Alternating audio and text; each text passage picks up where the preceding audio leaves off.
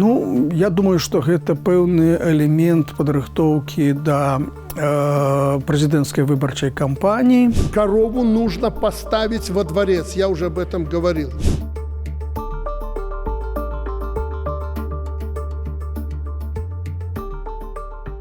От положения дел на селе во многом зависит благосостояние наших людей. Люди прежде всего должны быть накормлены, одеты, словом, жить нормально. Тогда и будет социально-экономическая стабільнасць. Вось ужо другая вялікая нарада запар прысвечана эканоміцы. Гэта цікавы кейс, бо дасюль, здаецца, асабліва з пачаткам вайны в Украіне, уся ўвага Лукашэнкі, уся ўвага палітычнага кіраўніцтва была скіравана на ваенную сферу. Бясконцыя нарады з сілавікамі, з вайскоўцамі і мілітарысцкая ліхаманка і гэтак далей. Ну а вось цяпер спачатку была вялікая нарада па прамысловасці, праз тыдзень вялікая нарада па сельскай гаспадарцы, па аграрнаму сектару. Ну, я думаю, што гэта пэўны элемент падрыхтоўкі да прэзідэнцкай выбарчай кампаніі. Калі казаць, уласна, пра самую нараду, то яна высветліла ўсе тыя старыя праблемы, якія існавалі ў сельскай гаспадарцы Беларусі шмат гадоў, ну, асабліва з моманту прыходу Лукашэнкі да ўлады. З аднаго боку, экспарт харчавання складае даволі вялікую долю ў беларускім экспарце. І там гаворка ідзе пра мільярды даляраў. З іншага боку, зноў жа вядома, і на гэтай нарадзе зноў жа высветлілася, што дзяржава вымушана субсідзіраваць сельскую гаспадарку. У якіх лічбах, колькі, пока не до конца зразумела, гэтыя лічбы хаваюцца, тым больш вылічыць іх не так проста, бо яны трохі завуляваныя. Наша диспозиция такова. По итогам предыдущего 2023 года в производстве продукции сельского хозяйства мы получили скромные, чуть более 1% роста, а в растениеводстве мы упали более чем на 1%. В животноводстве 4,5% плюс. С учетом того, сколько вложено в село, это более чем скромно. Субсидыі вялікія. І таму пытанне пра тое, наколькі эфектыўна ўвогуле гэтая галіна, наколькі яна дае прыбытак, ну, мне падаецца, сёння з'яўляецца пэўным сакрэтам, да, нават для прафесійных эканамістаў, якія вывучаюць менавіта сельскохаспадарчую палітыку Беларусі. Лукашенко, як звычайна, галоўным элементам, які павінен вырашыць усе праблемы, гэта рэпрэсіі, гэта адміністрацыйны ціск, гэта парадак и дисциплина. По информации МВД, к сожалению, по информации, я вам поручал взять жесточайший контроль и помочь руководителям. Дорогой Иван, теперь и ты будешь отвечать за дисциплину в стране, не только в городе и городе Минске, но и на селе. Помогите там разобраться и поставьте на место, если нужно, и руководителей. Я понял, товарищ президент. Вось гэта галоўныя чыннікі, не эканамічныя стымулы, а менавіта адміністратыўныя стымулы. Ну вот Лукашенко расказвае, што за кожным жылагадоўчым комплексам замацаваны некі кіраўнік вертыкалі. Поручение по закреплению за каждым животноводческим объектом работников местной вертикали выполнено только на бумаге. Закрепленные порой не знают, где расположен этот объект.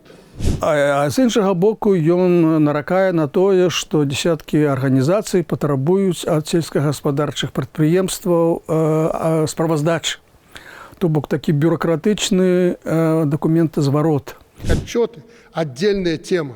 Бюрократия, огромный излишний документооборот сегодня можно назвать одним из факторов, который сдерживает АПК в целом. Люди даже боятся идти в бухгалтерию работать. Сегодня на одну организацию приходится до 70 запросов в месяц. Ну, але гэта ж вытякае з логікі контроля. Калі кантраляваць, то як кантраляваць, калі не патрабаваць справаздачы. Ну і вось цікавы зноў жа сюжэт.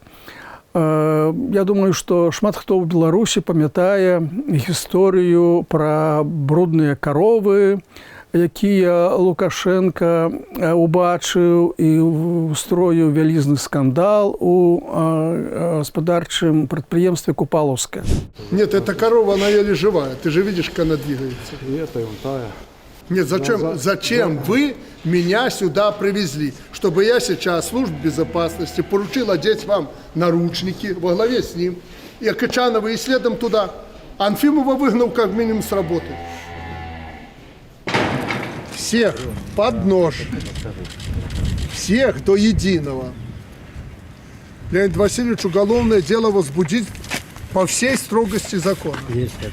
Ну і там пасля гэтага і кіраўнік вобласці трапіў пад раздачу, і там міністр сельскай гаспадаркі, і вялізны быў разбор палётаў.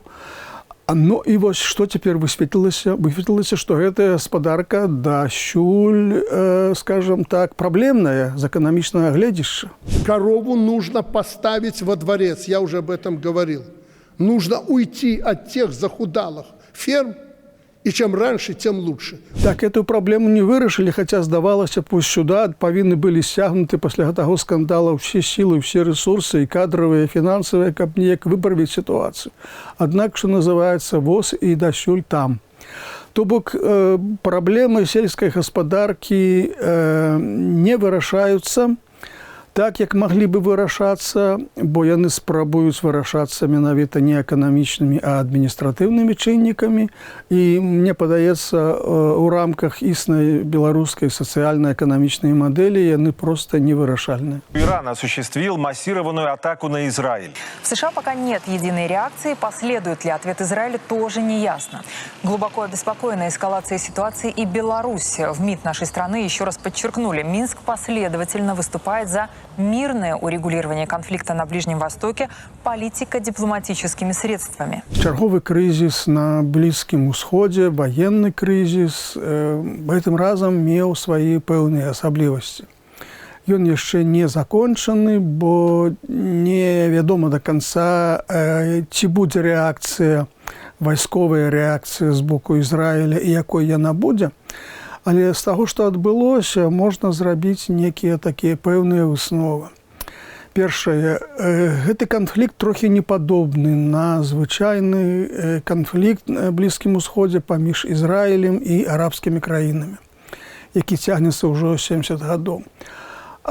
Бо гэты канфлікт паміж Ізраілем і Іранам. Іран не арабская краіна, а Іран шыіцкая краіна, якая канкуруе за месца, за глобальную ролю, во всякім разе рэгіянальную глобальную ролю з іншымі краінамі, найперш Саудаўская Аравія. А другі момант, цікава тое, што афіцыйная пазіцыя Беларусі і Расіі трохі розніцца, трохі разышлася.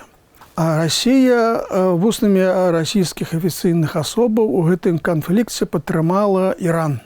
А для Расіі выгадна, каб гэтая вайна разгаралася, бо гэта адцягвае ўвагу ад расійскай агрэсіі на Ўкраіне. Гэта, як лічыць Расія, паменшыць падтрымку Ўкраіны з боку Захаду, таму чым мацней гэты канфлікт будзе разгарацца, тым лепш.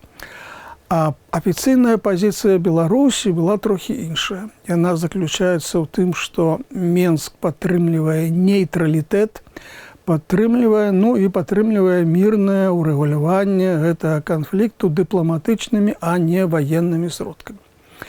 Праўда, прапагандысты беларускія, ну ці як іх называюць блогеры, яны цалкам занялі пазіцыю падтрымкі Ірана услед за расійскімі прапагандыстамі. Ну, але ўсё ж такі афіцыйная пазіцыя Мінска трохі адрозніваецца.